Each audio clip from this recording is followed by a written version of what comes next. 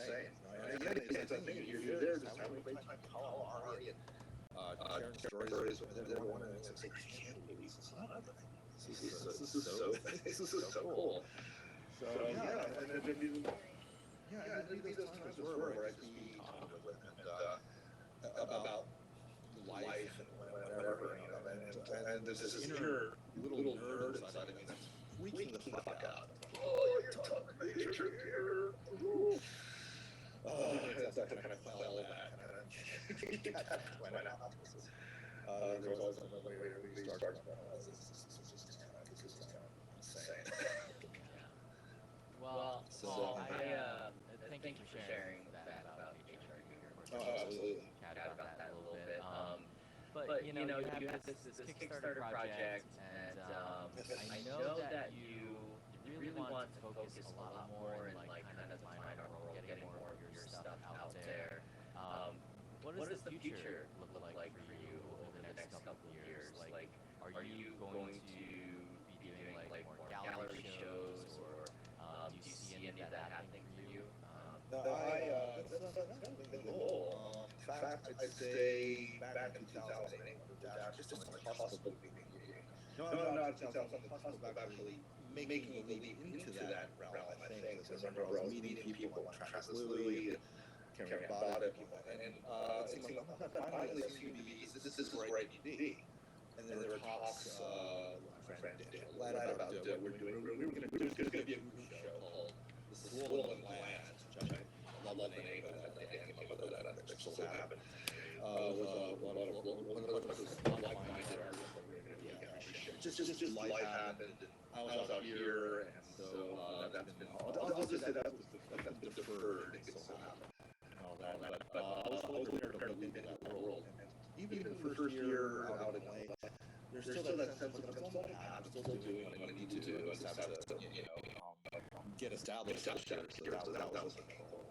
And but the net result for a while there, all that was put on pause, and was pretty much, especially when you're sculpting, that it's safe to say it's a little time consuming, and so you're basically having to devote all your time to that kind of thing.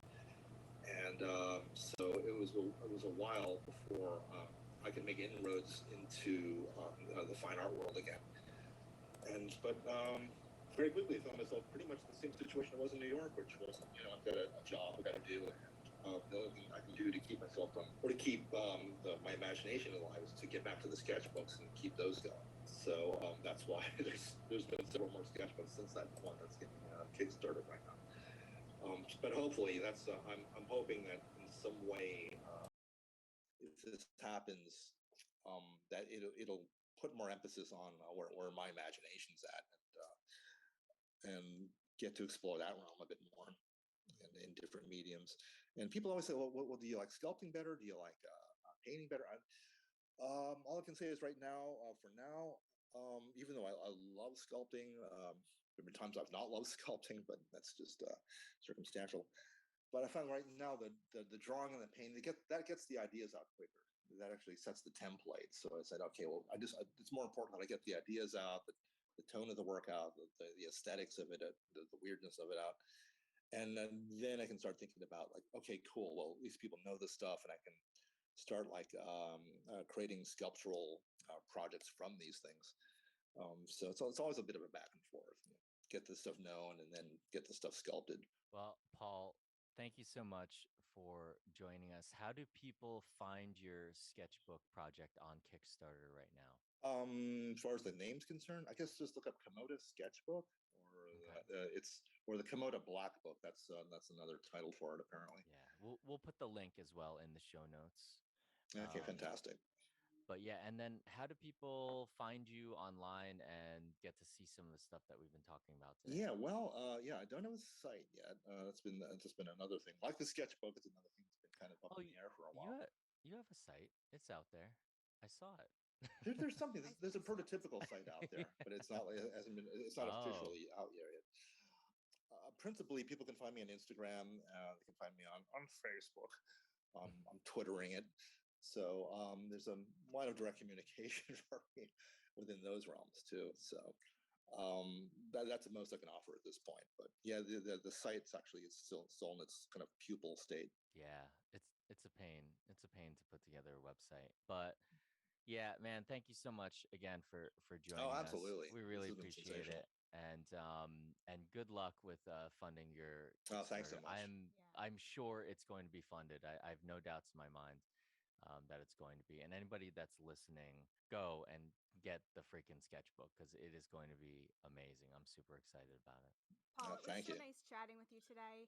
Oh, And I'm absolutely. going to It's a follow great up on time. what Shane's saying. Paul is a visionary artist. And if you are listening to this podcast while his Kickstarter is active, please go support Paul's Kickstarter. This book, I mean, this is an incredible array of years worth of work. And I mean, down to the pages and the way they're going to be cut and made. This is something that it would be a privilege for anybody to have something like this in their possession. And I really hope to see this succeed. And I think it will succeed. So best of luck to you, Paul. And I look forward to seeing how this journey goes for you. Yes, absolutely. Thank you so much. If you guys enjoyed this episode, you can stream and download on iTunes, Stitcher, Google Podcasts, or Spotify. And go on Spotify right now and rate and review us because we want more listeners and we want people to be able to hear people like Paul's story here. You can also find us on our website. You know, you might see a lot of these people who just do the horror stuff, but then there's other people who the horror or the darkness of in their artwork or whatever, you know, their sculpture or their music, it's coming from a different place, so it's a different representation of that. It doesn't necessarily have to be, oh look, this thing's got its eyeballs hanging out and it's got, you know, worms crawling out of the hole. It doesn't have to be that to be horror.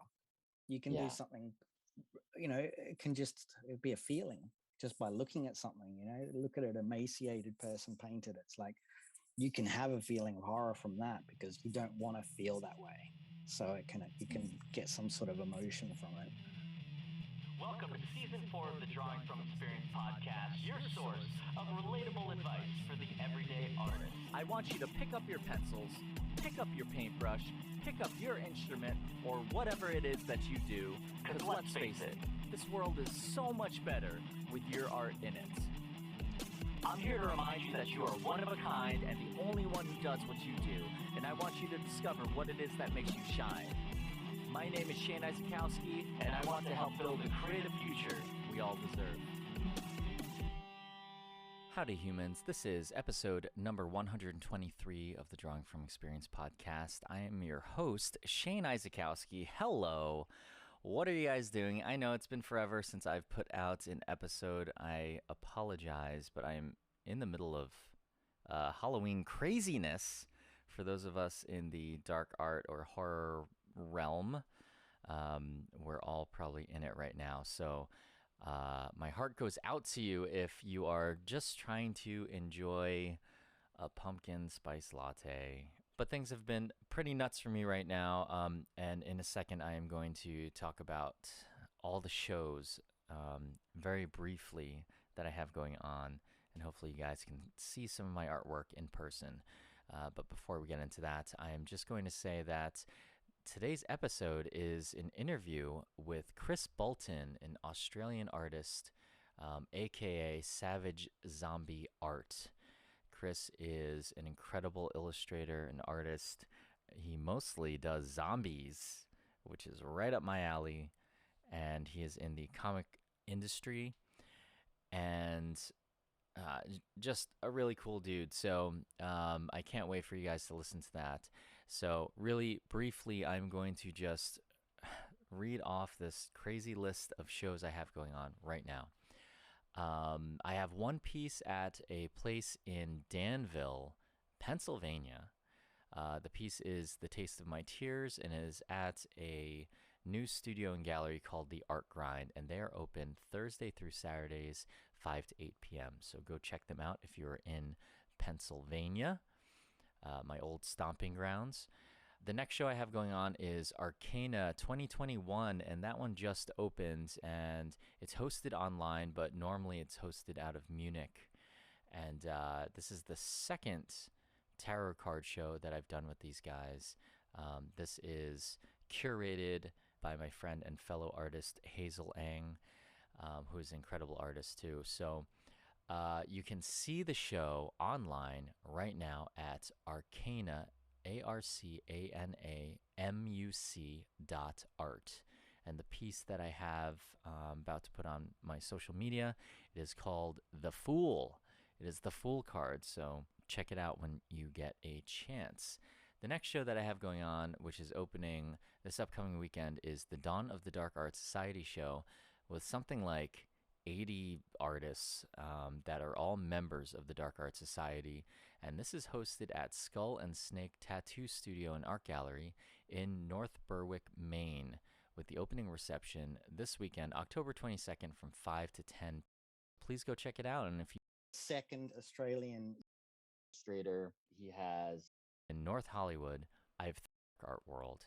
So without further ado, here's my interview with Mr. Chris Bolton. On today's episode of the podcast, I have a very special guest. He is my second Australian artist, not the first. The first was Ashley Dark, of course, who is a mutual friend of ours. But Chris Bolton is an amazing artist and illustrator. He has what he calls Savage Zombie Art, which is where you can find him on all the social medias and such. Chris, welcome to the Drawing from Experience podcast. Thank you, Shane. Thank you for having me. Thank you. Thanks for joining me. And I know that there's a pretty crazy time difference. It's already tomorrow for you. But it's I'm the in the afternoon future. for you, and it's the night. Yeah, it's the night. Yeah, it's like midday here. Right. Coincidentally, man, this is crazy that this happens. But so you were interviewed on the Dark Art Society podcast, episode number 123. Yes. Do you know what episode number this is? 122, 21? This will be 123. What? Okay. Can you so that's fucking weird. believe that's that? There's some crazy synchronicities right there. We've done it again. Tell me about it. So pretty good for the second Australian interviewee. That's actually, yeah. I'll put that on a t-shirt.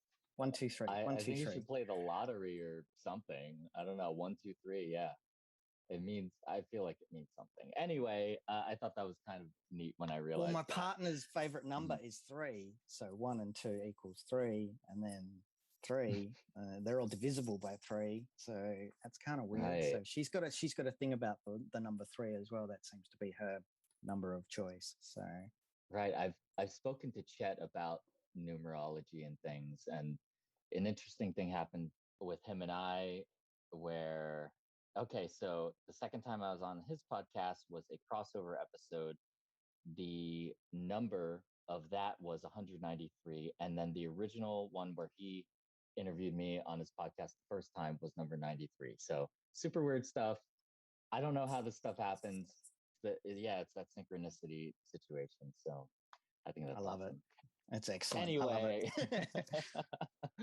Well, I want to, first of all, again, send people over to the Dark Art Society podcast and listen to that episode because it's a pretty thorough background history on you and where you started.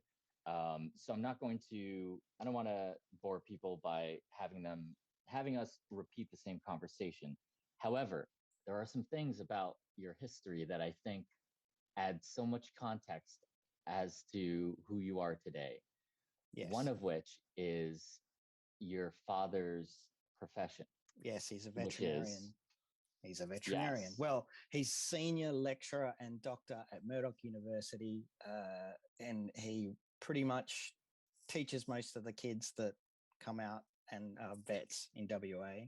And yeah, he's been in academe since I was born, pretty much. So growing up around the equine industry with him was an experience, watching postmortems as a young child of cows and right. sheep, and I never really had a problem with it. That was the thing that kind of, I think when you're little, people kind of like, oh, that's good, he can just watch this. But it was a sort of underlying morbid fascination that I had with it. It's like, well, this is dead, this is not moving, this is dead viscera, this is interesting to me, this is watching people pull out the insides and cut it up. It's like, wow, that's really quite interesting what's going on here. and being, a little kid and hanging around on the campus on Murdoch, they had like a little room which had emu skeletons and conjoined kittens in jars and half horse heads. And it's like, like any of this stuff, like you tell someone and they're like, how horrifying for a small child. But I never saw it at that. It was more, this is what my dad does. He helps animals, and the way you learn about helping animals is you learn how they're made to get, they're put together. And that kind of tied into, the art thing, was because I get fascinated with that. I get a little bit more motivated when it's like, I need to work out, if it's concept design for whatever it is, if it's a film or a comic book or an animation or something, working out the physiology of something. And I thank him with that. And my mum was a nurse, so he had kind of the human biology aspect to it as well. Dinner conversations were always interesting and varied. You'd be talking about something that your dad had done at work, and that revolved around medicine for animals, doing something hideous with an animal. Or we're talking about doing an endoscope on a horse or something like that. It was like, oh, okay. And there would be videos of this around the house. So we're little kids watching, trying to find the latest episode of a TV show, but putting in this video and finding the tube endoscope of a horse's gullet and going, oh, what is this? Like, this is not. But I would watch them. I'd be like, this is interesting to me. This is crazy interesting. So it kind of, that formulated a little bit more of what people call it a morbid fascination, but I don't see the morbidity in it, because it is more of like, you're getting to the raw essence of what something is, genetics, why things grow the way they do. And if you're going to learn anatomy, you're going to do artwork with any sort of anatomy, and you want to do something that's a little bit more literal when people look at it, you've got to learn that stuff. That's your groundwork. And I don't know. Once you know that stuff, then you can manipulate it. You can change it. You can augment that stuff, and that helps no end with concept design. And nature is the best designer. And then you can look at that stuff, and you can take aspects of it and go, what if this was like this? Or what if this was made of flesh, not bone or whatever it is? So it helped to have that kind of grassroots experience with him. And I love animals. I couldn't be a vet though, because I think I love them too much. I could never be that person that would be able to put an animal down and have to turn to the owners and be like, that your animal's gone. I could never do that. So I mean, there is that sort of I guess the nicer side of me is that I don't mind looking at the stuff. But if I had to get in there and actually do it, there would be a sort of reversion away from it. I'd be like, oh, I don't really want an aversion away from it. Sorry, you just I couldn't actually do it. I think cut into it even. I don't think. Right. The point that you're making about the morbid fascination thing, about it's not morbid, right? It's morbid because society tells us if we like anything related to death, it's morbid, right? But but I find it really interesting that it's like us as dark artists, that we're naturally drawn to that, and that some of those things do not bother us the way that other people are bothered by that, and I think that's an artistic thing as well. I mean, most artists that I know, they look at things a little bit differently from Joe Average on the street. When we're walking, an artist walks down the street, they see a street pole or a lamp or something, they're like, oh, look at the color of that, the texture, the way the light hits it. Everyone else, that's a lamp. They don't see it in those ways. It's more of like a sensory perception thing as well, where it's like, you're a sponge. You walk around and you try and absorb as much information you can about how things work, and that'll inform your creative side even more so. I mean, it's musicians go out and listen to nature. They'll record nature. They'll sample it. They'll put it into their music. I mean, we're doing the same thing. Our eyes and our touch, when we can feel something, it's like, oh, that's the texture of that. I've got to try and somehow replicate that in a form that can be picked up and carried around by someone else, and they can look at it and go, oh, wow, this dude really gets it. I mean, again, as a kid, I loved those the National Geographic when they do like painted covers of a bird or some sort of marsupial or something on the cover. You'd be like, wow, someone's really looked at this animal in its habitat and drawn all the little leaves and all the little hairs and all the little details so perfectly. And I don't know how anyone wouldn't want to do that, kind of being able to just see nature and then do something with it, take it and go, okay, I can replicate that lighting, that color, and I can put that on paper, or I can put that on digital, or I can sculpt it digitally or something. I don't know how you wouldn't want to do that. That to me is just something that I would think that everyone would want to do. Then you get, you'll have people, obviously, I can't draw a straight line, I can't do a stick figure. Why you'd want to draw a stick figure, I don't know, but it's all about applying that knowledge. And that's the hard part for a lot of people, is you can look at this stuff and aesthetically enjoy it, but it's that taking the step to, okay, well, now I want to make it for myself. I want to take what my brain sees and see if my hand can replicate that. Yeah. And I guess it's not for everyone. We need people to look at art too. We need people to buy art. We need people to appreciate art. Yeah. And that's good. I mean, you love those people because they do get it. They do understand what you're doing, and they get that part of it as well. Especially as you were saying, going back to before, like how the dark artist people get that fascination with stuff that is considered taboo, or the macabre, or you do, or, I assume most people would think dark artists all sit around in dark clothes and straggly hair, and they all look like they haven't slept in months, and they've probably got substance abuse problems or something. And it's like, sure, they might do, but most of the people I've met are the nicest people, the most openly. I totally agree. Communicative and people that just they love what you do, and they want to comment on it, and it's nice. It's a nice thing. It is like kind of a homecoming for most of these people as well, because they go to the podcast and they hear someone talk about, chat, they talk about things that they can relate to, but then they find like a common interest in what they enjoy as well, which is the art. That whether or not it's tattoos or album covers, whatever got them into that, whatever the gateway was into that, now it is, the laser is more focused on, there is a movement, there is something I can call this. It's not underground, or it's not lowbrow. It's actually got more of a banner that people can exist under. I think that's just going to continue to get better and better. The more these people come into it, the more this community supports each other. It's going to be crazy, dude. This is like the beginning of, and hopefully it's the beginning of something that lasts a lot longer than some art movements have. You don't want to have like 2-3 years of like boom, boom, boom. This is incredible. Right. I think dark art has existed.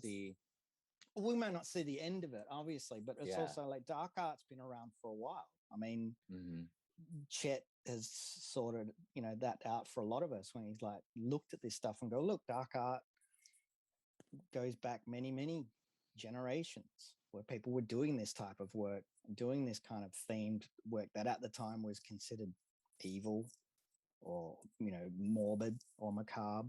But now in this day and age, people see it and they go, well, actually, it was painted really well. It's really good art. It's like this person actually knew their stuff. They'd trained, they'd learned something, they've applied themselves, they put it onto canvas, or they put it onto whatever it is.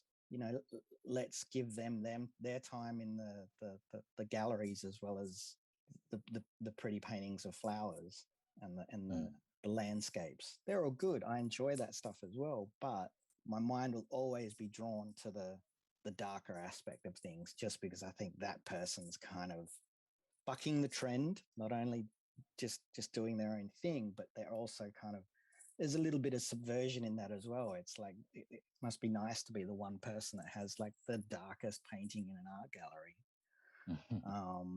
And nowadays think, we've got galleries full of that stuff. And I mean, I wouldn't have never, if you'd told me back when I was a young person going, well, that's what you could see a whole gallery full of dark artists. I'd be like, nah, that's not going to happen, because people want the light side to shine through as well. what was your gateway into the dark art world? It would definitely be, obviously, starting off with just what my dad had exposed me to, really just seeing that what he did as a job. But then pop culture, comic books, movies, definitely that was fuel to the fire. That was like, all right, I like this sort of stuff. And then seeing artists who were making a career, like Bernie Wrights and people like that was like, Richard Corbin. It's like these guys are painting and doing this artwork for a living. They're making monsters for a living. And that was just like mind blowing. Seeing some of the early concept art for movies that, they were scary for younger kids, like Ghostbusters or something like that. You'd see the concept art and you'd be like, holy heck, that is terrifying. It didn't really turn out like that on the film. They kind of cutified it and made it nice. But these guys, when they were originally doing the design, they wanted something really scary. They wanted to scare people. I mean, and the designs always freaked me out. I mean, yeah, of course. I mean, the library Mm, woman, where she right. at the beginning, head distends and she turns into this toothy monster. It's like that to this day still holds up as a very effective bit of special effects, but also terrifying. Scared the crap out of a lot of people. And so that was like, that's for me was the catalyst which kind of got me on that. It was like, I'd always said, even right back then, that's what I want to do. I'd like to design monsters. I want to just draw monsters. I want to draw creepy stuff. I like Star Wars and I like watching the behind the scenes videos, but the thing that really got me was the creature workshops. So special effects was then, it was like, to me, that was the next extension, was these people that were making brilliant sculptures with their hands. Rob Bottin, obviously Chet Zar, Norman Cabrera, Rick Baker, all these guys that were amazing artists, amazing sculptors, and then it moved. It's like, wow, this is this is incredible. Totally. A lot of people were like, oh, it's puppet, it's rubbity. It's like, yeah, but look at how it's constructed. There's an animatronic underneath. Somebody made this thing. Yeah. I mean, it's a robot. It's unbelievable. This guy built a robot for a movie, but it's not just a robot. It's a tentacled monster with multiple articulated parts. Maybe even Ray Harryhausen. A certain way. Stop motion as well. Stop motion is another one of those things. It's like I'm watching stop motion going, this does something to my brain. This makes me want to see more. And again, even to this day, anything that puts a little stop motion into its movie, it's just giving themselves another star. As far as I'm concerned, it's like, oh, they had stop motion. That's really hard to do, especially to make it really look really good. And then, unfortunately, a lot of that art, it's now incorporated into the digital stuff, but there's something about the digital stuff where I enjoy looking at that too, but it's more of that uncanny valley because it's digital. That someone drew it and had to sculpt something, but then it went to another group and they took it and they did the similar thing in a computer program. Something about it just loses its integrity, its weight, which it's that uncanny valley that you're like, no, it looks like it floats, or they haven't got quite that dynamic there. I mean, if they want to make Robert Downey Jr. 20 years old, they can do that now. That's great. But it's the monster stuff that I want to see. And I'm always a little bit, especially nowadays, the monsters always seem to be the afterthought. It's like, this used to be the thing that people went to these movies for, was to look at these amazingly constructed creatures. Yeah. People get, Academy Awards for this stuff. There you go, for making a werewolf. It's, and nowadays it seems like that stuff, the CG, it dominates it so much that I feel like a little bit of the craft has been kind of watered down and diluted by it. But there's still people that will, do practical stuff, which I think is great still. It's just, it seems to be that market is getting less and less, which is a shame. I think that those things, especially as you grow older, and you want other people to appreciate what got you interested in doing this type of thing, you want to be able to show them an example and go, well, look at this guy. And it's hard nowadays. It's hard to direct someone and go, well, look at this. Oh no, actually, Yeah, maybe look at something from the 1980s. We direct people back to those eras, But if you are, I mean, I've got a friend he's got teenage kids, and they're just like this. They just don't accept it because they've grown up in an era where they didn't watch stop motion animated Christmas tales and things like that when they were, growing up. So they just, they to them, their eyes straight away go that there's something weird and janky about that. So it doesn't resonate as much as it does with the older people. But I mean, I still think that a lot of that stuff it gets my juices flowing. I love to see that someone created something that made it with their hands, made a little skeleton, made the blinking eyelids, lit it in a particular way to make it look really, really good. And that I'll always say, like, that's why you get into this thing. Is it's not because they made a monster, it's because they made it all by themselves. Pretty much, they sculpted this. Or the little skin textures, when you get close up to it, someone made the eyeball. So, someone made the tongue that flicks around. It's the amount of skill and the amount of dedication to that craft, is incredible. And those people also need to be higher up on the credits. Yeah, I think if you feel like a special effects driven movie, they should be up there in the beginning. They used to be, but now it's like you got to wait till the caterers get a little bit of a credit, and then it's special effects. We're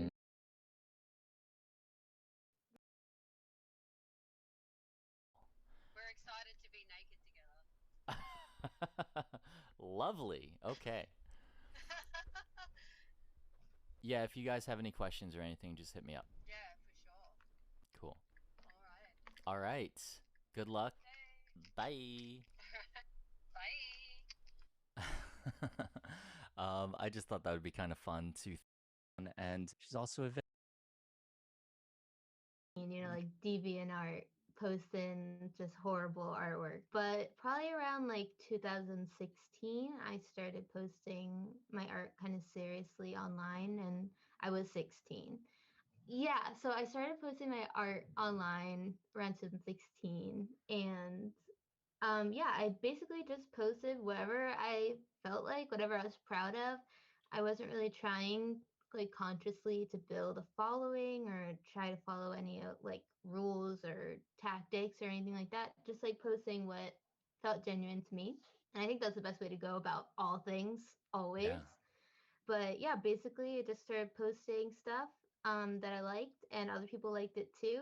And now I have this little community and met so many cool artists and friends online and stuff. And art is like feel like art world and art paths is all about like making connections and being a part of that art community. And there's a huge one online. Yeah.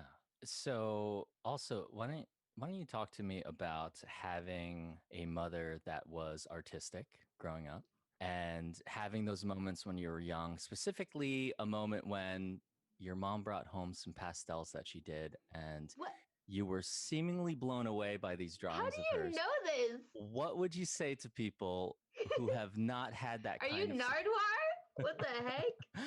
This is what I do.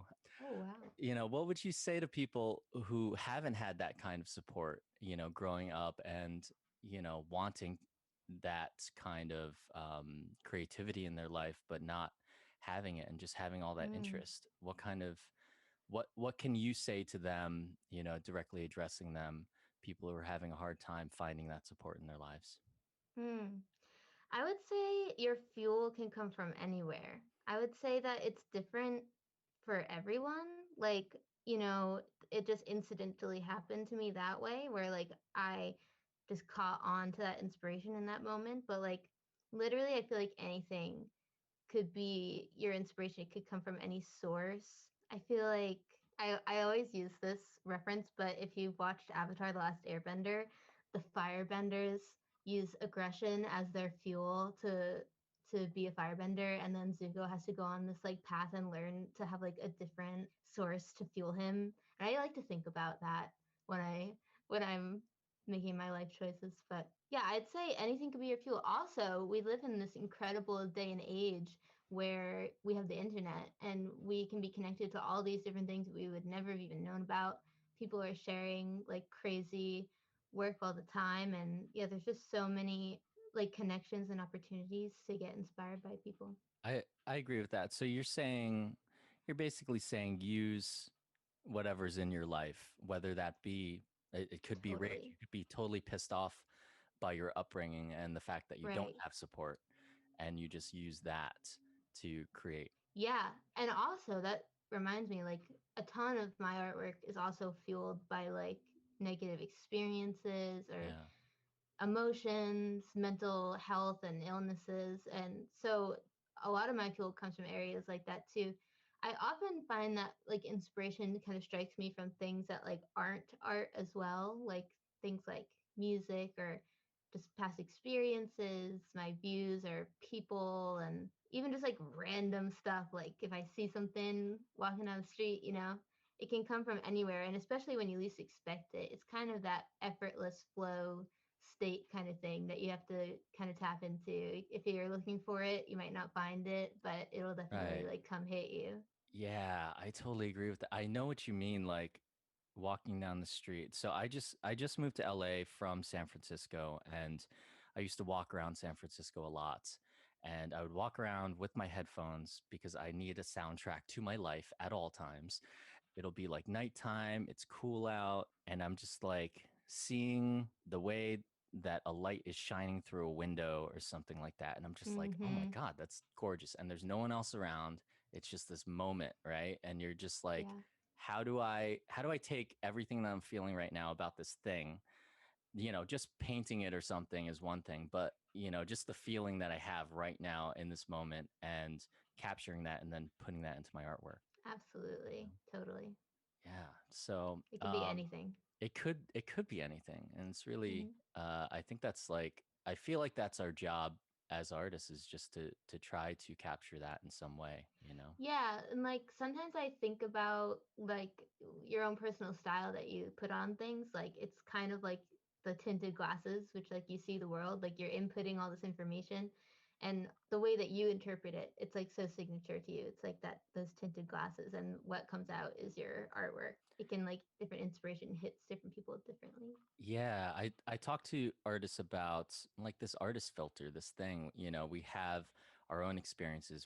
And so if you take the same thing, the same subject matter, this is why like when 10 artists all have the same topic to paint, Hmm. it's 10 completely different things because we all have these experiences and it like filters through us, goes through our brain and then comes out in some way, and It's it's like a pretty meat special. grinder. Yeah, some weird art creative meat grinder. Yeah, exactly. Yeah. That reminds me that I don't know if you've heard this group, but it's called Kanyo, and it's a Yes, I group wanted of. to talk to you about Oh, this. okay, cool. Yeah. It's like a group of painters that do stuff together and would just like talk about art and share inspiration and reference photos and stuff. So it's kind of become like a painting meta, like on our little corner of Instagram to like see the same faces and same paintings made from the same different paintings made from the same reference photos pop up on Instagram and stuff. And it's like very cool to see how different artists interpret the same reference image of the same person. That's really Really interesting. I emphasizes didn't know that. that Yeah. that's what you guys did. I did take a look at the Instagram for Kanyo, which I'll drop in the show notes for this episode. But yeah, that's really neat that you guys do that. That's kind of an interesting take on it. Yeah, it's kind of like Kenya's kind of everything. It's kind of decentralized. We kind of try to make it not one thing. Like if somebody wants to go ahead and do something with it, there's not really any rules about what it is. So Oh, it's kind of just an idea, maybe. oh, I love that. Where Yeah. did the name come from? What does it mean? I believe once upon a time, somebody who founded the group meant to spell can you, and they said Canyo, and that's it. Okay. That And we were fits. like, love that. Yeah. That is amazing. And we took it and ran with it. I don't know why. How many people are part of this Oh collective? gosh, I don't think there's a number. Definitely like hundreds. I love how loose and yeah, I mean it's good. It sounds Yeah. it's kind of like the opposite of what I would do. I'm all about like structure and like and Mm-hmm. things like that. And I feel like something like that would be good for me to experiment with. Yeah, you should join. Literally Yeah. everybody's welcome. There's so many amazing artists in there. Nicholas Uribe's in there. Pops in sometimes. He's so amazing. We even do stuff to make it like more decentralized. Like we just like broke up all the chat rooms and like made new ones and stuff recently, and Oh just to wow. like experiment, see what stick. Yeah, it's fun. Do you guys do you meet on like Discord or something? Is that how you stay in touch? We've kind of hopped around a bunch, but we used to be on Discord. We've been on like different Telegram, Instagram, Twitter. We're kind of everywhere. Oh man. Guys are gonna take over the world, it sounds like. We're um everywhere.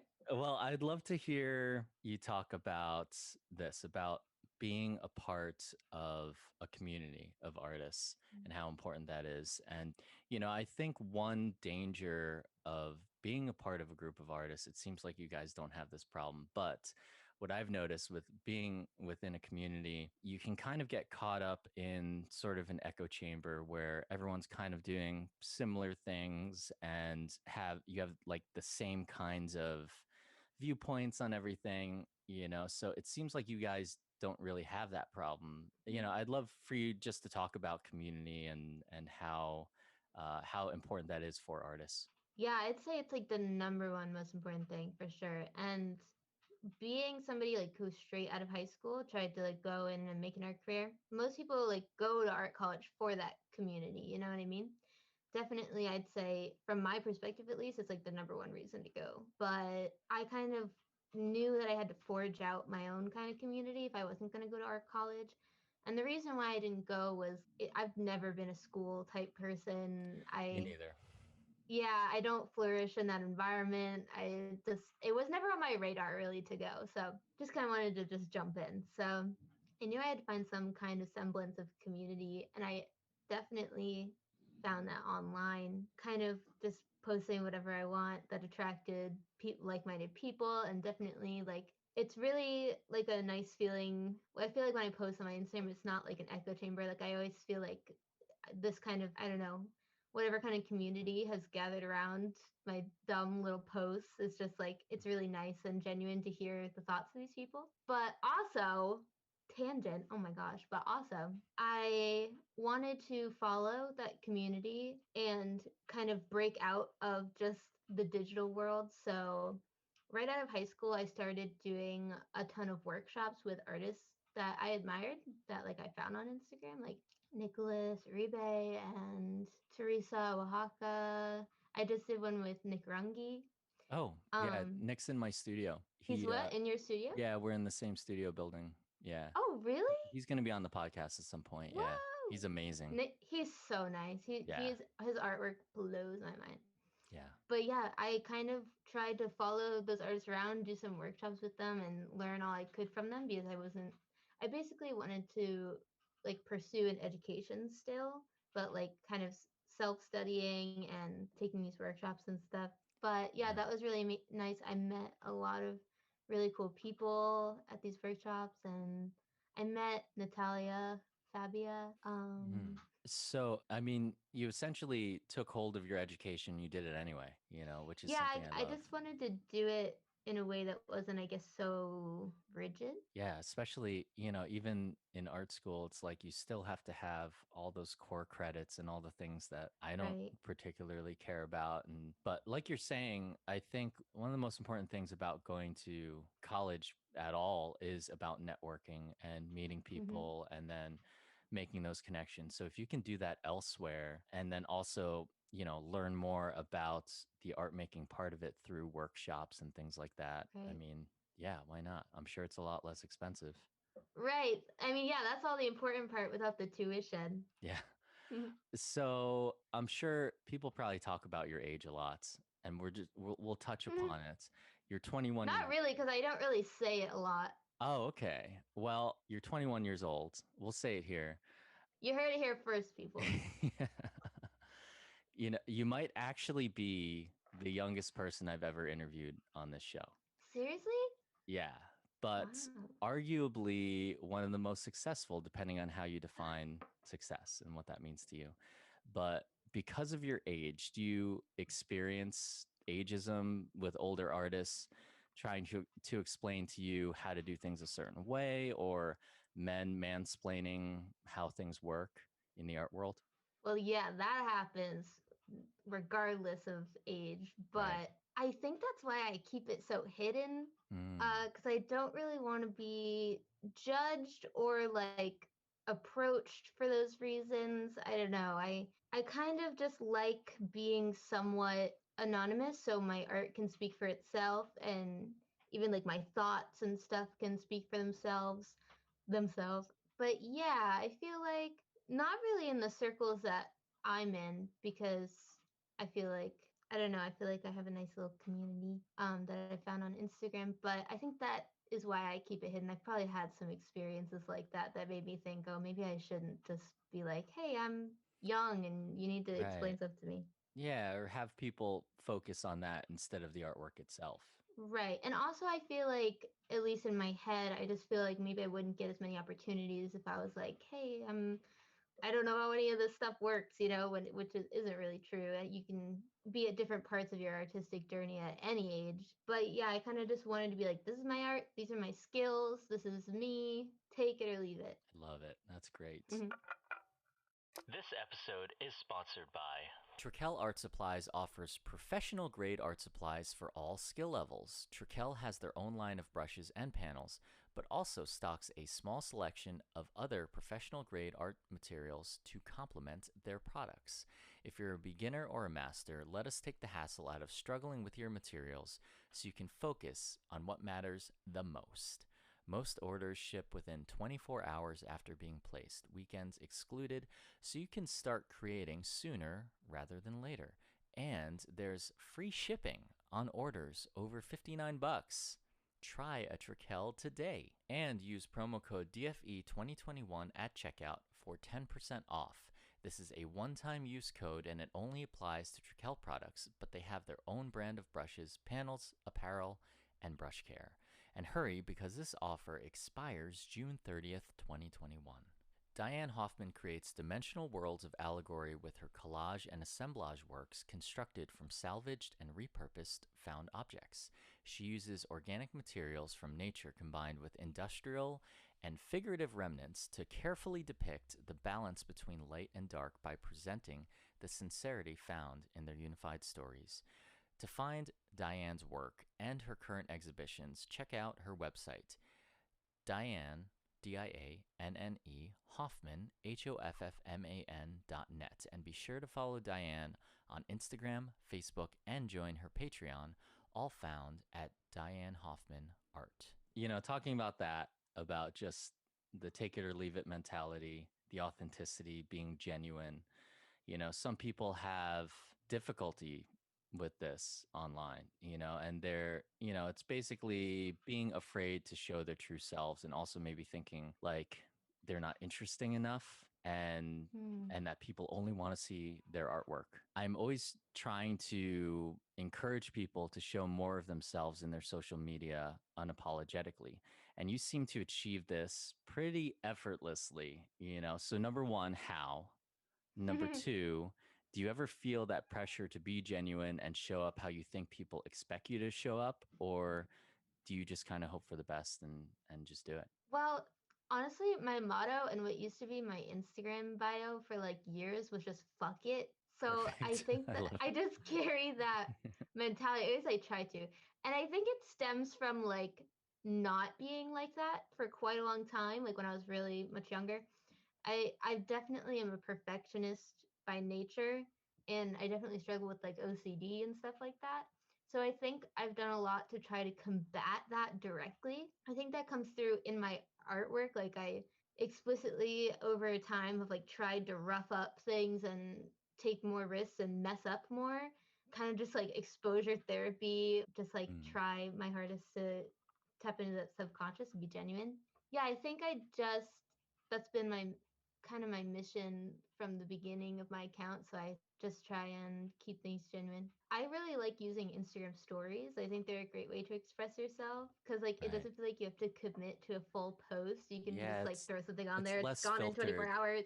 Yeah, Yeah. it's just out there, and it is what it I'm a is. big I'm a big Instagram story user. I just say whatever on there. Yeah. Do But you yeah, I feel? definitely oh sorry. No, it's okay. Do you ever feel that pressure to like Definitely. be genuine and show up a certain way? I definitely feel pressure, but I think I like then try to do something that's like the opposite of that. Like just to help my brain work it out. Like just post something that I feel like breaks a boundary that I've set for myself a little bit. You just got to do it. You just got to do it. Yeah. No, I agree with that. I was gonna say I try to do it with my artwork too. Like I feel like every drawing I do is like trying to push further the made up boundaries that I've set in my head about like my style and stuff. I try to take that and push it and see what element I can take further the next time. But yeah, that's kind of my mentality about both those things. So I'm so glad you brought up style because I'm curious. I know that it seems like you've just kind of developed this over a span of time. It seems really natural the way that your style has developed. And like, depending on what medium you're working in, that style kind of changes a little bit. But you stay very true to how you're creating the work and everything. And so I'm just, for people who are maybe struggling with the idea of style, there's two different things. There's your style as an artist, and then there's your voice. How did you develop those things? Because they seem like, again, it seems like you're just kind of doing it, and a lot of people seem to have a hard time developing those things, and Mm-hmm. even older artists will say too. Mm-hmm. So yeah, so how did you do it? It seemed, I think you've been doing art for a good portion of your life, and I'm curious if that style has changed over time and what you want to say through your art has changed. Mm-hmm. So I feel like even when I've gone back and looked at my old art, like from when I was a kid, I, in hindsight only, I can see the same motifs that pop up in my work now in like my childhood artwork. And of course, it wouldn't be visible to me then. Like it was a baby ounce of style. But in hindsight, I could see it. I guess my mentality or my philosophy about style is that it is you. Like it's truly in you and you just have to like tap into that subconscious and even like the styles that you're drawn to by other artists, like if you're inspired by them, I feel like you're like tapped into the same energy. You know what I mean? Like Yeah. because sometimes you got to beg, borrow, and steal a little bit from like other artists and stuff to build up your own style and your own voice and use those tools. But I feel like that's because you're tapped into that same energy and you just gotta you do your best to tap into that subconscious and bring that onto the paper because your style is you. It's already there. And I feel like there's a lot like it's hard because it's easy to overthink. You gotta like think less. Right. I guess that's you know what I mean. It's so But true. Yeah. yeah, I feel like it's already there. It's already there. You just gotta not like feel the pressure to do other things from society. Right. I love that.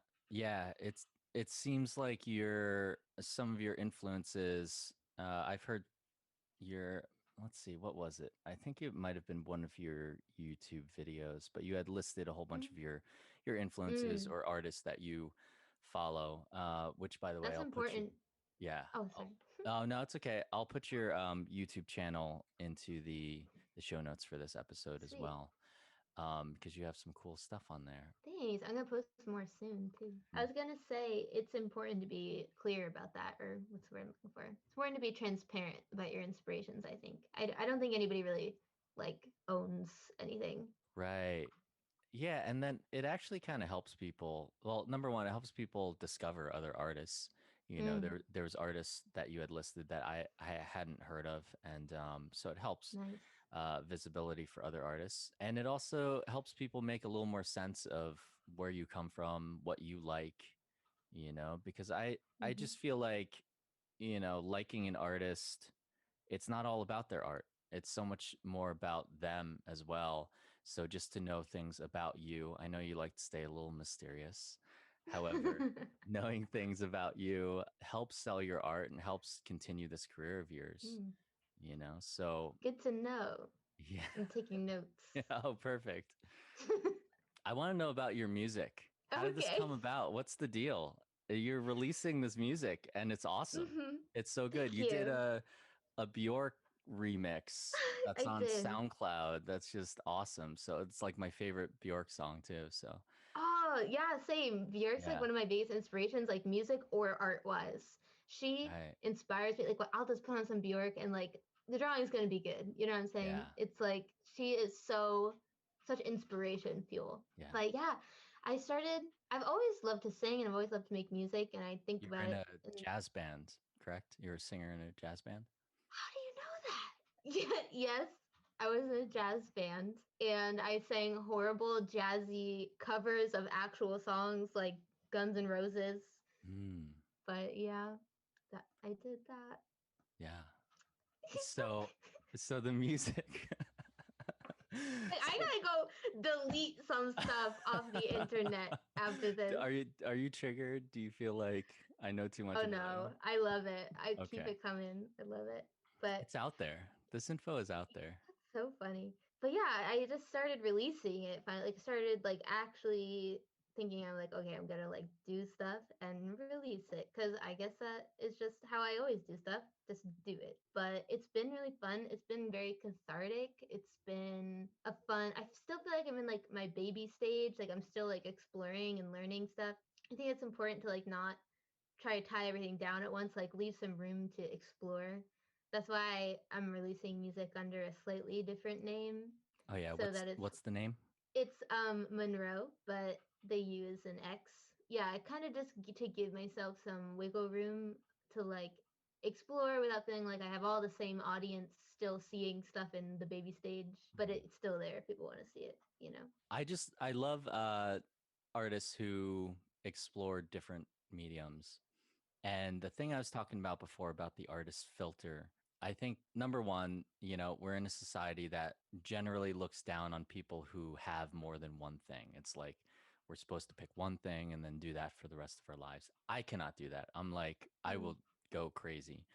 So, but number two, with the idea of like the artist filter, taking all these life experiences, traumas, how we feel, what we love, and then putting it inside of us and then filtering it out, that mm-hmm. medium is the difference, right? So then Yeah. your medium, whether it's music or if it's paint or if it's ink or anything, Mm-hmm. it's you, you know, and it's just the way that you want to. It's like the medium is basically the vehicle to get the message out. Absolutely.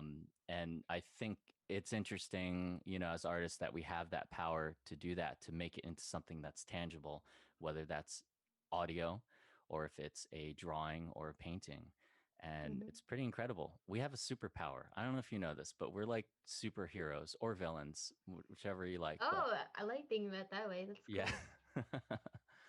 So I agree I, with you. yeah, I think it makes us pretty special, and I feel like people who don't have any kind of creativity in their life, once they welcome that into their life, things are different. Like you're able to express yourself in a certain way, things that you can't just be like, I'm angry today and just go around and scream it to everyone, you Right. know, and you just And you turn it could into say something else. yeah, and you could say things like visually or through music or whatever your medium is that you might not be able to express with just words, you know, Yeah. unless you're a writer.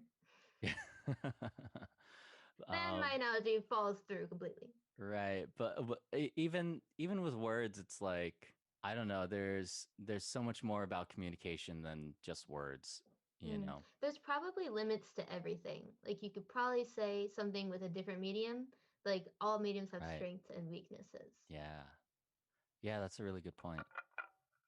Creative Conquest. Lara Dan says, I have a mini or feature show coming up this October, and I lined up another mini solo for 2022 with a different gallery. Congratulations, Lara. I know you've been kicking ass on your paintings, and I love to see all of your progress, and I can't wait to see the shows that you have coming up. So congrats. Alejandro Diaz says, been thinking this week that despite my limited time, with every piece of art I've been doing, I've been gaining confidence and even feeling better about my work now than I did 17 years ago when I stopped doing any kind of art. A couple of communities on Facebook, this one included, and all the fantastic people I've been meeting have made a huge difference. That is so cool. I am so glad to hear that. Of course, I'm a part of multiple communities that you are a part of as well, Alejandro. So it's been really cool getting to know you. And thank you for being a part of the Drawing from Experience community. Natalie Fabry says, delivered a commission, and today is another Mission Kiss event that I'm organizing in the Mission District of San Francisco. About 100 artists are putting up works in the neighborhood, and I was able to donate a bunch of hearts to the local Mission Arts Center for their students to use in the event. Big day. I just saw photos from this event. Totally jealous because I feel like it's really only gotten to be what it is while I've been gone from San Francisco. So congratulations, though. I know a lot of our friends are a part of that event as well. So that is really cool. Congrats on the entire thing. If you guys want to share your creative conquests with the Drawing from Experience creative community, you can find us on Facebook, request access, and I will let you in, and then you can start sharing with us today.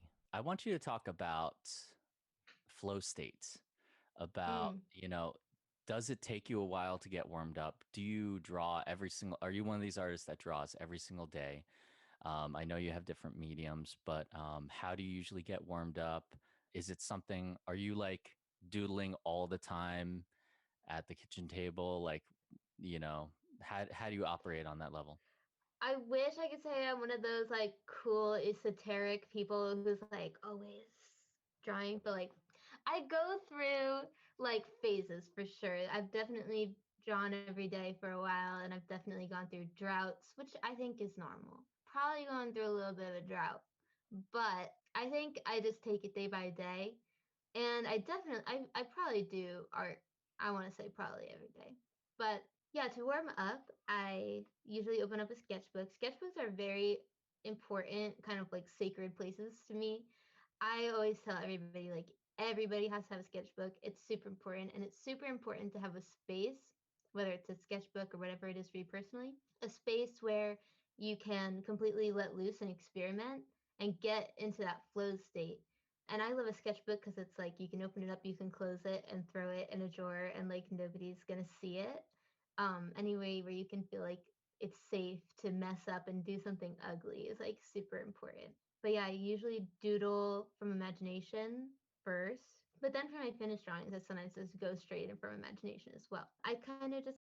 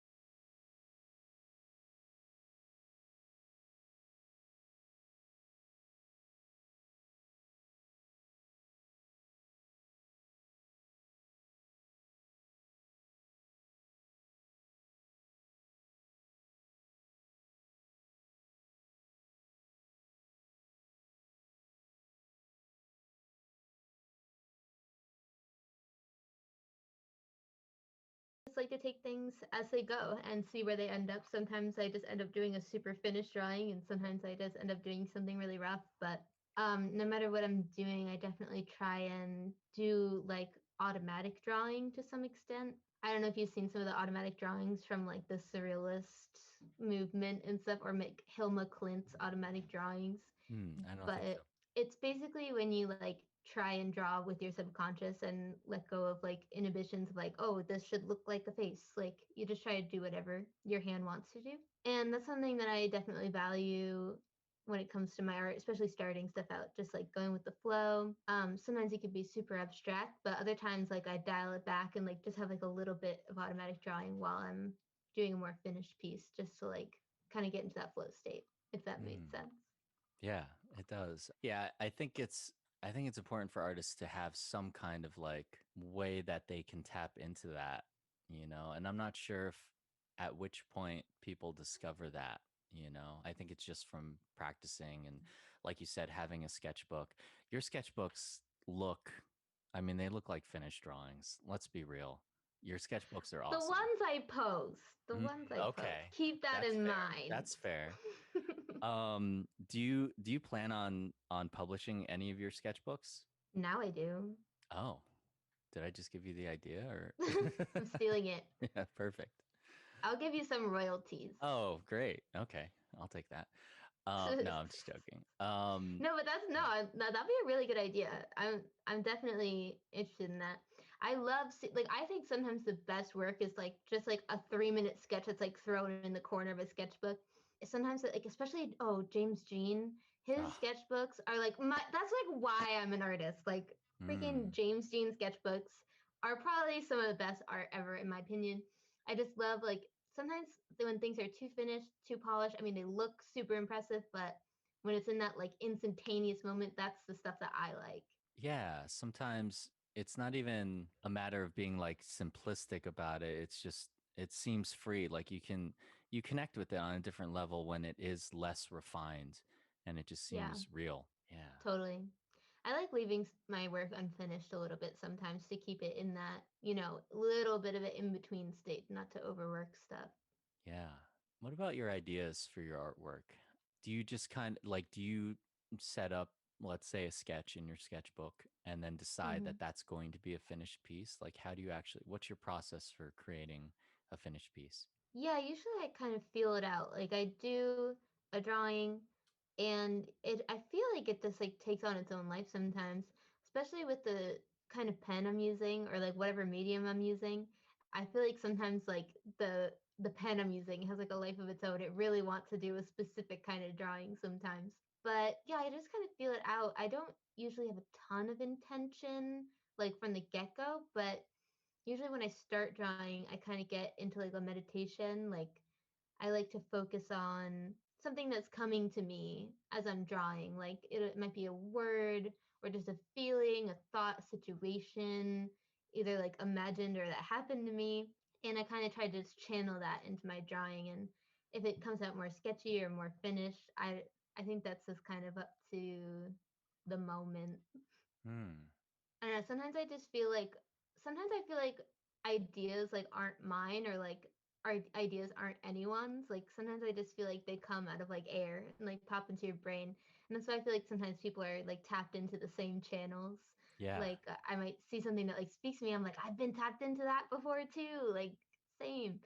And I just feel like, yeah, if you like let loose enough, you can kind of more easily tap into those ideas. I guess that's the flow state. Yeah. There's, you know who David Lynch is? He's a director. He did The Twin director, Peaks. yeah, Yeah. yeah. He talks about ideas kind of being out there and you have to sort of catch them, you know, but that means Mm. like anyone can, you know, and Oh, for sure. it Yeah. just depends on, you know, what speaks to you, if you catch that idea. And a lot of people, you know, what I say, I'm one of these people, I come up with ideas all the time, but I know at this point, like what I'm capable of. So I know if I can execute those ideas. And there's so many ideas that I have that I just let go because I know in the past, I'm like, I'm super excited about this. But then like a week later, I'm like, I'm not so excited about this anymore, you know? So I just know a lot more now at this point in my life, which ideas are going to stick around and which ones I'll continue to be excited about until I'm finished with them. Mm. I wish I was like that. I feel like I'm a little bit head in the clouds type of person, Hmm. but maybe that also benefits me in some way.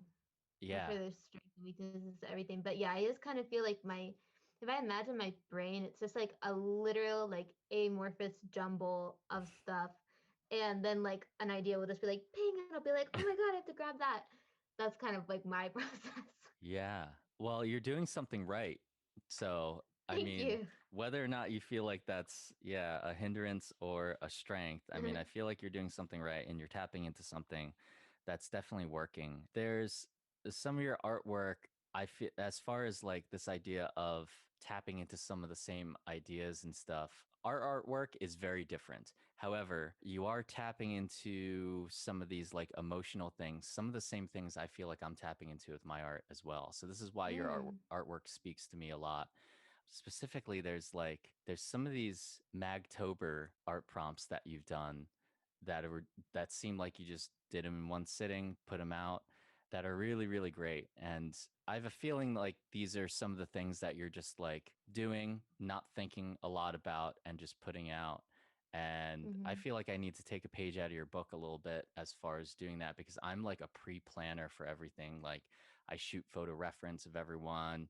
I come up with all Hmm. the concepts and everything beforehand, and then we do it, and then I paint from that. So you just, I think this idea of you just kind of going in, not thinking too much about it and letting it happen, is something that lends really well to your style itself, which is like this. I mean, how would you describe your style? Hmm. I don't know. Like maybe like energy focus. Oh, I love Sort that. of. Yeah, I was It gonna say changes depending on the loose. energy. Yeah, you have like this like loose free form kind of style, but not always. Like you obviously, like, you understand anatomy of a face, hands and things, but then sometimes you just say fuck it and you do these weird versions of faces or hands and things, which is really Yeah. cool. And Thank there's a you. lot of artists that I feel like wouldn't have the guts to attempt to pull that off, but you just kind of seems like you just kind of do it, which is pretty great. We gotta have fun with stuff still. Right. Reality can be boring. Oh my God, tell me about it. Well, you want to do something that I like only used to draw from references. I literally only used to draw people that I knew, like celebrities and stuff. And then I was like, or I think a teacher told me, like, when a really nice art teacher I had was like, I think you would have a lot more fun if you drew something from imagination because you seem really hung up on getting a likeness and stuff. I just have fun making a drawing, and I was like, okay, I will. And then I just did that forever. Wow, that's a good teacher. Yeah, it's pretty sage advice. Yeah. The Drawing from Experience podcast is hosting its first ever giveaway. Partnering with Trikel Professional Art Supplies, we are giving away 3 $100 gift certificates to use on Trikel.com. And we have already given away 2 of those gift certificates. We have 1 left. And here's how it works. Number 1, follow the Drawing from Experience podcast at DFE Podcast and Trikel at Trikel_art_supplies on Instagram. Number 2, find the post on Instagram for this episode you're listening to and share that to your Instagram stories, and make sure to tag the Drawing from Experience podcast and Trikel Art Supplies. And number 3, if you're already using Trikel, share in that same story what your favorite product is, and you can share the episode as many times as you'd like, and you can enter once per episode. Winners will be announced every 3rd episode of the 2021 Pro Team Takeover. So enter today. Well, I'd like to take this opportunity to congratulate you for being named a 2021 Pro Team Artist for Trikel. And Yeah. I've been asking every artist which brushes you are using. The Protege brushes are my absolute favorites. I always felt like I couldn't get my painting style like graphic enough because like a lot of my digital stuff and my ink stuff, it's like pretty graphic, lots of line work. And so I always felt like I couldn't bring that graphicness to my paintings. But literally when I tried the protege brushes, I was like, this is what I've been looking for. You can really get something really graphic. And also the golden Taklon ones are also really good. Nice. And you're using ink with these too, right? I do, yeah. Yeah. They're perfect for that. Yeah, they're really resilient. So let's talk about tools and things and ink, because it seems to me like you're an art supply nerd. It seems that way. I love art supplies. Yeah, I actually always carry around my like bag of like my most commonly used at the moment art supplies up like the flights of my house with me. I just feel like I need to have Right. them. It's your security blanket. Yeah. I've tried So, a lot of things. yeah. So tell me. This is just like what's next to me. Oh, you just have next to you, of course. Tell me your favorite pens. Tell me different nibs and things like that. Make a pen good. So, what do you use? What's your current favorites? I'm definitely like a brush pen type of gal. I love brush pens. My favorite pen of all time is the Sakura Pigma professional brush pen in the size FB. This is the best pen ever. It's a tiny little like felt tip brush pen hybrid, and you can get super thin lines with it and also lots of different line weights, and it just has really nice uneven kind of quality. It's good. So Awesome. there. And I also love, I think this is just a Pentel standard brush pen in the size extra fine. And you can get super thick brush strokes with it. And this one's more rough. It's like an actual brush tip. This is awesome. Can't not have it. But I also absolutely love chisel tips. That's like an absolute must have. I have no idea how to say this. Stadler pigment liner in size 0.3 to 2.0. It's the best chisel tip ever. Go get it. Are you endorsed by any of these companies? Because I feel like No, you should no, be. I'm You not. should be. I'm not. I would Give love them a that. call. Oh my God, I'll call them for I you. that would be nice. I would love that. There's so many. I could go forever, but they're really good. So, how about inks? I watched this video where you are unboxing these inks that were a gift from your mother from pilots that have like the most Oh, amazing these. packaging. Yes. Yeah, Yeah. those are nice. But I what? don't Yeah, really what use are your them day to favorite? day. Yeah, they're nice to play around with. The Iroshizuku pilot inks are definitely lots of fun. But my favorite day to day inks, I love a good old India ink. This is Dr. P.H. Martin's Bombay Black ink. And that's just a classic. Gotta love India ink. And then this is Dr. P.H. Martin's Black Star Waterproof India ink. It's matte, it's super dark, and it's good for when you're using water. You don't want your lines to bleed everywhere. But if you want something with a little more definition, this is a Pearl Noir J. Herbin ink. It's meant for fountain pens, and it has, I forget what they call it. It's like when you lay line down and it has like shading. It's like goes from dark to light. But basically, it's really easy to get like gray tones with this one. It's very soft. And so, yeah, I have like a super dark one, a medium one, and a light black ink. And that's what I use. Sweet. And so you use different kinds of pens as well. You use like dip pens and Yeah. fountain pens and cool. Yeah.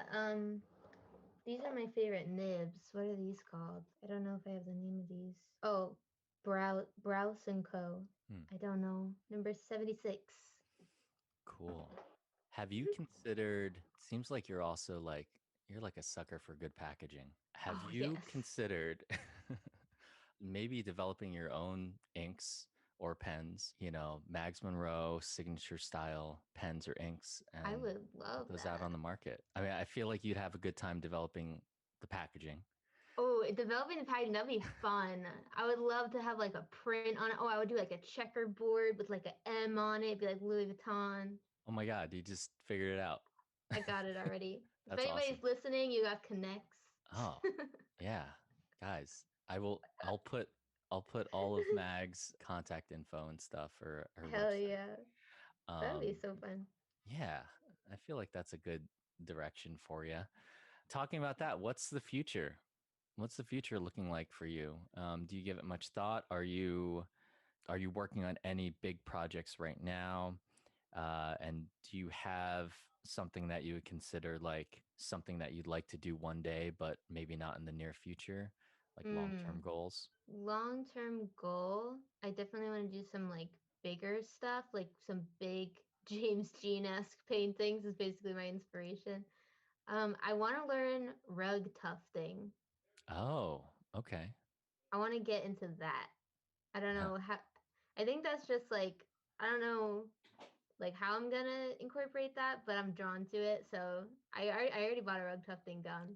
I just got to Oh, build wow. the frame. But project I'm working on right now, I'm working on a zine. Ooh. It's gonna be a risograph printed zine, and hopefully it won't take too much longer to format all the pages. It's been taking me literally forever, but I think it's gonna be really cool. It's the first time I've ever done a zine. What's the title of this scene? It's called Magtober, and it's going to be all my Magtober works. Oh, sick. Okay. Yeah. So this is all your work, and Yeah. you're gonna sell this on your website? Yeah. Sweet. Is this the first Yeah, time you've hopefully that's fun. publicly talked about it? Kind of. I've been alluding to it, but it's taking me forever, so I figure I'll just like let the people know it's coming. Well, once it's out there on this podcast, people are just gonna be foaming at the mouth, Oh, you're knocking right. on This your is an door. exclusive tip. Well, where can people find you online? All right. Well, I'm Mags Monroe on Instagram and Mags Monroe on YouTube, and hopefully I'm going to be making some more YouTube videos because I think they're just really fun way to connect with people and show a different side of my art and my life and all that. Have some fun. But yeah, Mags Monroe on Twitter, trying to post art to Twitter for some reason, and yeah, Mags Monroe everywhere. Unless my music, that's just Monroe with an X. Right. What's the future for your music? Are you dropping any more singles or Well, anything? there is something coming out soon. Oh. I think it's May 1st. May 1st. Maybe that's a tentative. I'm a feature on a song. So Oh, that's cool. coming. And I'm working on a ton more music that'll be released at some point in the near future. Do you have plans to release like an entire album? Do people still do that? I don't even know Oh anymore. yeah. When I have an album's worth of stuff I think is pretty good, I'll put that out there. Yeah. For sure. Just do it. Just say fuck it. That's my motto. Yeah. Just say fuck it. Yeah. That is today's lesson, ladies and gentlemen. Exactly. So if you enjoyed this episode, you can stream and download on iTunes, Stitcher, Google Podcasts, Spotify, or my website, drawingfromexperience.com. You can join the Drawing from Experience creative community on Facebook.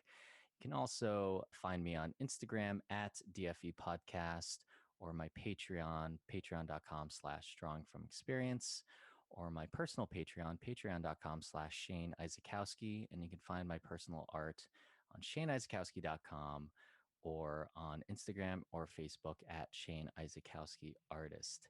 Mags Monroe, you have this incredibly infectious personality. You're awesome. I can't wait to see the future of your artwork and where you go. I feel like you're just beginning and you're already kicking ass. So congratulations on everything. Yeah. Thank you so much. I really appreciate that. Yeah, this was a really good talk. Oh, I agree. I enjoyed it. Wonderful. Thanks Thank for you. having me. Yeah. Talk to you guys next week.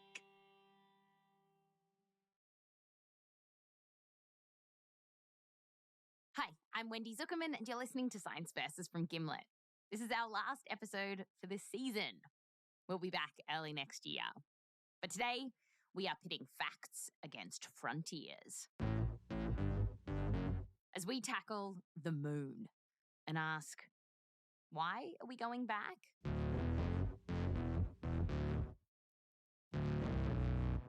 It's been around 50 years since we first stepped foot on the moon. Angel Abud Madrid, who studies space exploration now, remembers that day so clearly. He was 8 years old, living in Chihuahua, Mexico. And the day of the landing, he and his friends were so excited. Among ourselves, we thought, what's going to happen? There's humans going to land on the moon. And we all thought that an alien was going to jump into their spacesuit and then he's going to come back to Earth and control everybody. At around 9 p.m. that night, Angel was asleep, but his dad woke him up. And I just remember very clearly, my dad shaking me, okay, come on. You gotta watch this. What do you remember from seeing on the screen? It was a small black and white TV, and it was this grainy picture. And I start watching, and I see the humans stepping out. It's one small step for man, one giant leap for mankind. My dad keeps saying, this is a momentous occasion. Oh, we were talking about it the day after. Everybody was talking about it, and my uncle, my aunts were like, did you watch this? It was incredible. I mean, we made it to the moon, how far we had gone. And there in the corner was Grandma saying, yeah, but don't we have enough problems here to be worrying about the moon? Why are we doing this? And that really stuck with me. After all, what felt like this big day for humankind was also this huge political pissing contest between the US and the Soviet Union. And around the time that the US won, they slashed NASA's budget. And for decades, no one's been that serious about going back to the moon. That was until just a few years ago. Just as the US and China are getting particularly sassy with each other, here we go again. The race to the moon is back on. With some new players as well. NASA setting its sights on a return to the moon. China's lunar rover touched down last night on the far side of the moon. India is set to head to the moon today. NASA awarded Elon Musk SpaceX with a $2.9 billion contract. Israel, South Korea, Japan. In the last 5 years or so, this has really exploded in terms of interest. There are 73 space agencies, and probably 20 more are being planned because every country is realizing maybe there's something in it for us. Like what? NASA said in a report from last year that a big reason to go back to the moon would be to keep the US in the leader's position. Yeah, so that they can just keep on winning.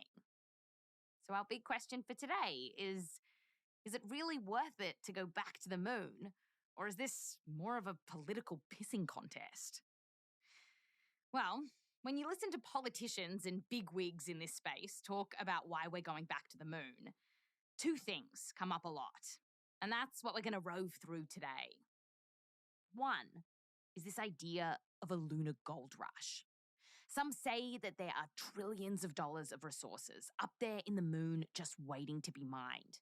And the first country to grab them will be one step closer to global domination. The second thing, going to Mars. People are arguing that going to the moon is crucial to getting us to our ultimate destination, the red planet. But do we really need to go back to the moon if we want to get to Mars? When it comes to the moon, there's a lot of... Why are we doing this? But then there's science. Science versus the moon is coming up just after the break.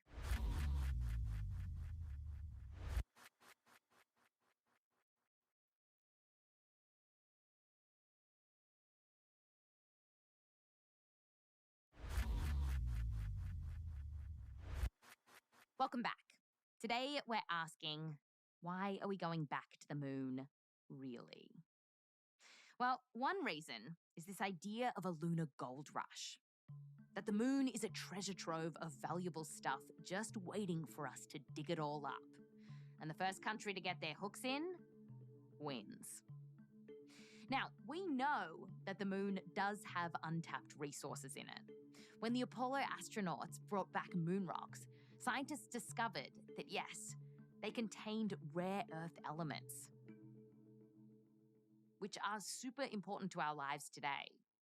They're part of our renewable energy industry. They are on your phones. The phone that you have in your hand right now has rare earth. They are in your cars. So it's part of our society right now. That's Angel Abud Madrid again. He's now the director of the Center for Space Resources at the Colorado School of Mines. So, for example, Angel told us that one of these rare earth elements is called terbium. If you haven't heard of it, it's a shiny, soft metal. and it's used to make the color green on your phone. And there's a bunch of elements like this. Some of them really hard to pronounce. Lanthanum and yttrium and... Like neodymium and dysprosium. Rare earths are also used in stuff like solar panels and electric cars. The problem is that on Earth, mining these elements is pretty nasty. It can pollute soil and waterways. Plus, the vast majority of rare earths that we use come from China. And so the idea is that if the US or other countries could get their mitts on the stuff on the moon and then mine it without polluting the Earth, that would be win-win. So people thought, well, these are important elements, and we found them on the moon. Would it be worth going after them? And to you, is it worth going after them? Not at this point. Not from the information that we have. So even though these things are called rare earth elements, there's actually a lot of them here on Earth. And not just in China. That's just currently where most of the mining is happening. All over the globe, we're finding these elements. Even though they're called rare earth elements, they're actually not that rare. They're not actually that rare, believe it or not. And curiously, there isn't even that much of this stuff on the moon. We know from satellite data that there's a bit of a hotspot of rare earths, which happens to be on the right eye of the man in the moon. But even there, the elements aren't just sitting there like a big nugget of gold. They're diluted, mixed up with the moon dirt, and would be hard to mine. Let me give you an analogy. It's like if you want to get rare earth on Earth, it's like putting a bucket in Seattle or New Orleans and collecting rainwater from there, as compared as on the moon, it will be as having a bucket on Death Valley. Oh. Probably one of the driest places on Earth. You're looking for droplets. Wow. This sounds really a bad idea. At this point, it is. So it's sounding like we should probably work out ways to mine rare earths safely here on Earth and even get better at recycling the stuff on our phones before we resort to all the hassle and expense of going to the moon for these elements. Now, there is another idea that's been making the rounds on the web and in science fiction. And it's that the real treasure on the moon is this thing called helium-3. One Apollo astronaut has called it, quote, the best reason to return to the moon in the 21st century, end quote. Helium-3 is a version of helium that people say could be used as fuel for clean nuclear energy. That means no harmful radioactive waste, but we'd still get all this great power. So you don't need much to generate a lot of energy. If you were to have enough helium, about 220 pounds. So that's the weight of a tall person. So 220 pounds of helium. You bring it all together, you generate energy, it will be enough to light up a city like Dallas for a full year. That's the amount of energy that you have from just 220 pounds of helium. Wow. And that would have no waste, not like the nuclear reactors we have now. No radioactive waste. The beauty of helium-3 is that what is the waste is just helium. The same thing that you put on balloons. Yeah, every one of these nuclear reactors could just be like, hello, we're making clean energy. Yeah, everybody working there will have that type of voice. Yeah. So, this all sounds great. You might say, it sounds really, really great. But here's the catch. While it's true that the moon has way more of this special helium than we have here on Earth, if today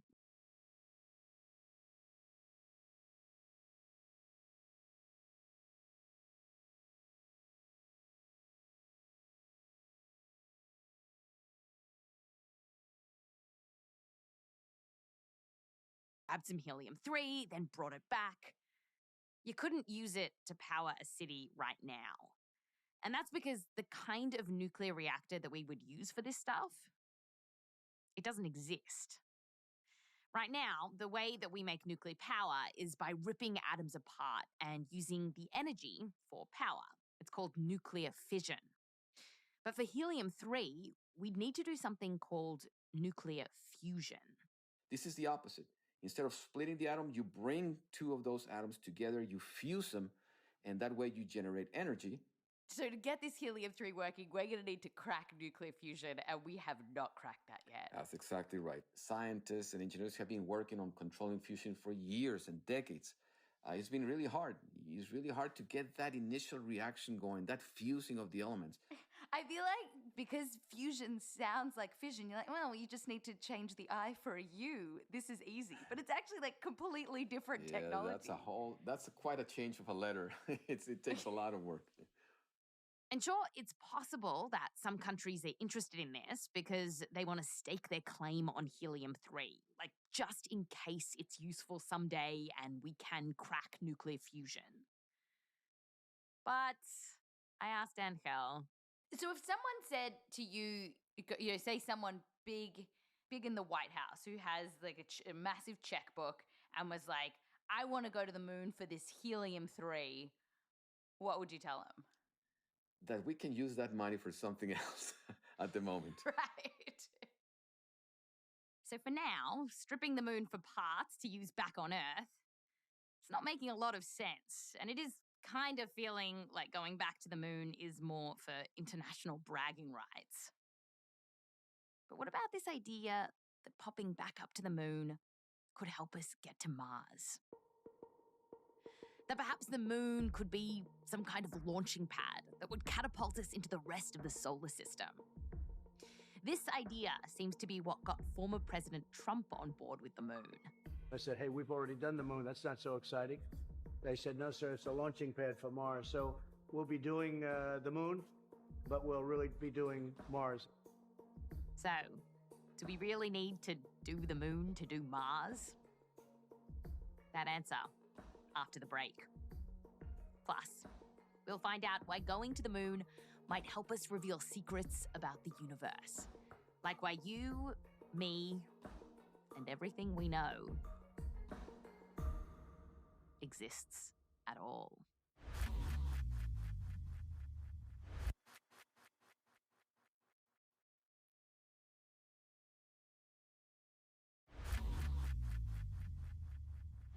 Welcome back. So, it's looking like the so-called lunar gold rush is more like a lunar gold bust. So, what's the point of going to the moon? Well, some people say that we've got to go back to the moon so that we can get to Mars.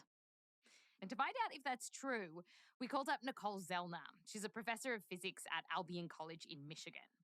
And Nicole is very excited about getting us to the red planet. Well, humans have explored for all of humanity, and Mars is intriguing as just the next step in human exploration. Now, technically speaking, you don't have to go to the moon to go to Mars. We can fly direct. In fact, that's what Elon Musk is planning to do with SpaceX. Forget the moon entirely and just go straight to the red planet. But Nicole says that doesn't mean the moon is useless here. So, just last year, NASA released this big report about their plans for the moon, and it actually does have to do with Mars, but not to use it as a launch pad.